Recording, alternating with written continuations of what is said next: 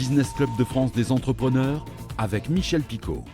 Soyez les bienvenus dans ce nouveau numéro du Business Club de France des entrepreneurs. Nous allons parler aujourd'hui de caviar, celui de Neuvic en Dordogne. Belle découverte, belle rencontre et belle entreprise. On y va dans quelques instants. Tout de suite, place à l'actu de nos territoires. En Provence, les agriculteurs tentent de relancer la production de tomates cerises, tombée de 400 000 tonnes en 1985 à 150 000 tonnes aujourd'hui. Voici donc le projet Tomate avec 2M, dont le but est de couvrir 25% de la demande en 2030 contre 10% aujourd'hui. Mais ils ne veulent pas reproduire le modèle espagnol. Concrètement, il s'agira d'îlots agricoles de 1000 à 1500 hectares répartis dans la Drôme, le Vaucluse, mais aussi les Bouches-du-Rhône pour produire ces tomates. Première récolte prévue en 2027. McCain, le géant mondial des frites surgelées, va investir plus de 350 millions d'euros entre 2024 et 2028 dans ses 3 sites de production en France. C'est sa plus grande usine dans le Pas-de-Calais qui bénéficiera de 300 millions d'euros d'investissement. McCain fabrique déjà 560 000 tonnes de frites par an en France, dont les 2 tiers pour la restauration hors domicile.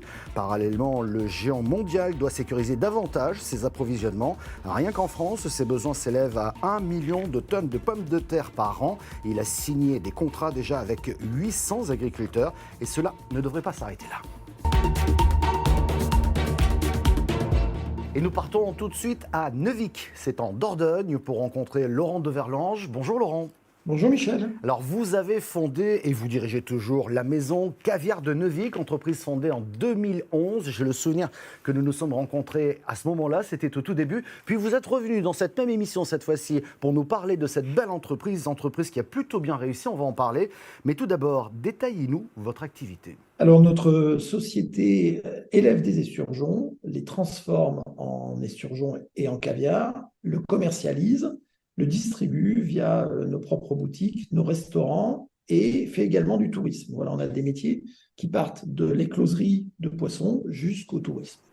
Moi, il y a une question qui m'a toujours taraudé parce que vous n'étiez pas du tout dans la partie, si j'ose dire, il y a encore quelques années. Pourquoi vous êtes-vous lancé dans cette aventure un peu particulière, c'est-à-dire produire du caviar en France ? Ouais, en fait, je me suis surtout dit, je veux être aquaculteur, je veux élever des poissons, c'était quand même mon rêve.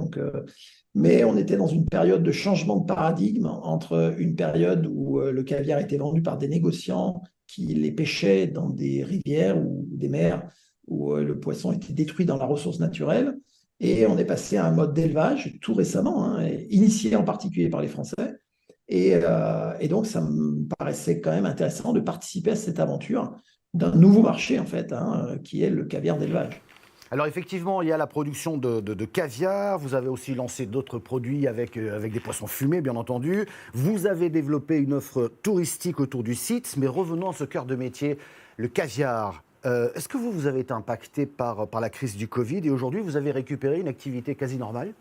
Oui, alors le Covid ne nous a pas impacté tant que ça, nous, finalement. C'est plutôt l'année 2023, parce que là, 2023, c'est l'inflation et puis le moral des Français à qui on a dit « Oh là là, l'année est difficile, vous perdez du pouvoir d'achat ». La plupart des gens qui, comme moi, distribuent des produits alimentaires de luxe ont été impactés, plus que par le Covid. Alors on comprend que ce marché est un petit peu complexe. D'ailleurs, je crois que vous regardez du côté des États-Unis pour pouvoir développer vos ventes. Mais j'ai presque envie de vous dire que vous avez compliqué, pour la bonne cause, votre quotidien dans l'entreprise en devenant une entreprise à mission, non ? Oui, on est entreprise à mission depuis 2021. On est également certifié bio depuis 2021 et on est certifié Bicorp depuis 2023. Mais ça va plus loin, car vous avez installé sur votre exploitation une toiture photovoltaïque. Concrètement, ce sont des panneaux solaires installés sur les bassins pour protéger les poissons du soleil et produire en même temps de l'électricité verte. Oui, c'est ça, en fait. On a voulu... Alors, à l'origine, encore une fois, le but était d'améliorer le bien-vivre de nos poissons. Et des poissons sont sensibles à la lumière. C'est des poissons de fond, les esturgeons. Donc, moi, les mettre à l'ombre était pour moi une vraie préoccupation. Et un jour, j'ai réussi à me rendre compte que grâce au photovoltaïque, en faisant de l'agrivoltaïsme, c'est-à-dire en couvrant des zones d'activité agricole, c'est nos bassins, ça permettrait de me faire de l'ombre et que finalement, c'était finançable par la production électrique. J'ai trouvé que c'était un bon exemple d'opération gagnante-gagnante. Tu vois, le but, à l'origine, c'est de donner du bien-être aux poissons.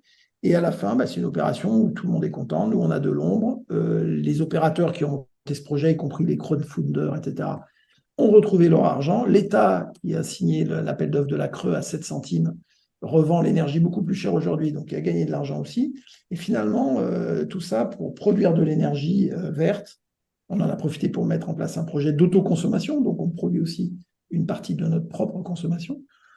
Bon, c'était un bon exemple de ce qu'on pouvait faire en essayant de s'investir pour l'environnement. Finalement, l'environnement nous le rend bien. Et c'est un investissement tout de même de 6 millions d'euros. Plus globalement, quels sont les projets pour l'entreprise ? Alors, on a un vrai enjeu qui est l'internationalisation de la société. Parce que ce que je te disais tout à l'heure, c'est que d'être sur plusieurs marchés, ça permet quand même d'équilibrer un petit peu les risques. Alors là, le marché français, par chance pour nous, depuis qu'ils sommes français, c'est un marché important pour le caviar. C'est le gros marché en Europe du caviar. Mais aujourd'hui, le marché du caviar se développe plus vite en termes de croissance, de vitesse de croissance dans les marchés moins développés en caviar, comme la France. Et c'est là où on n'est pas assez présent. Donc ça, c'est un vrai enjeu pour nous. Un deuxième enjeu, c'est encore toujours de recentrer tout sur Neuvic. Neuvic, c'est le siège, c'est le domaine, c'est là où on transforme, on élève les poissons. Et donc, on continue d'y travailler. On a encore aménagé une nouvelle terrasse, on a ouvert un restaurant sur place. Et là, c'est de continuer ce travail inlassablement, de faire venir un maximum de visiteurs pour découvrir, tout en dégustant d'ailleurs, puisqu'il n'y a pas de visite sans dégustation de caviar, mais toujours accessible, que les gens viennent découvrir le caviar, parce qu'il faut qu'on évangélise un maximum de gens. Malgré tout, la croissance du marché français, elle est encore au tout début. Il y a beaucoup de gens qui n'ont jamais consommé de caviar. Et je leur conseille d'essayer, quelle que soit la marque, parce qu'ils verront que c'est bon et que ça permet de passer des très bons moments. Le troisième chantier, c'est peut-être aussi d'élargir notre gamme de produits, puisqu'on a des réseaux de distribution maintenant qui sont établis, soit les boutiques, soit sur Internet, soit nos commerciaux. Et il faut qu'ils puissent proposer à nos clients, qui sont par exemple un chef, des produits complémentaires intéressants. Donc là, on est en train de sélectionner des produits. Il y a les produits que nous, on fait depuis des années, par exemple l'esturgeon fumé qu'on fume au domaine. C'est normal, c'est un produit complémentaire. On fait plus d'esturgeon que de caviar d'ailleurs chez nous. Donc, heureusement qu'on le vend. Mais c'est aussi des taramas au caviar. C'est aussi, là par exemple, cette année, on prépare avec un partenaire la vente de longes de bonite séchées. Donc un produit très segmentant. Ce n'est pas un produit que tout le monde consomme, mais que beaucoup de chefs apprécient pour faire des petites écailles qu'on appelle les katsubushi. Donc ça, on travaille avec le seul producteur français de ce produit-là pour le distribuer sur la France. On discute aussi beaucoup, mais je pense qu'on va bien avancer avec une ferme bio qui élève des algues pour leur dire, utilisons nos réseaux pour vendre vos algues dans le marché français.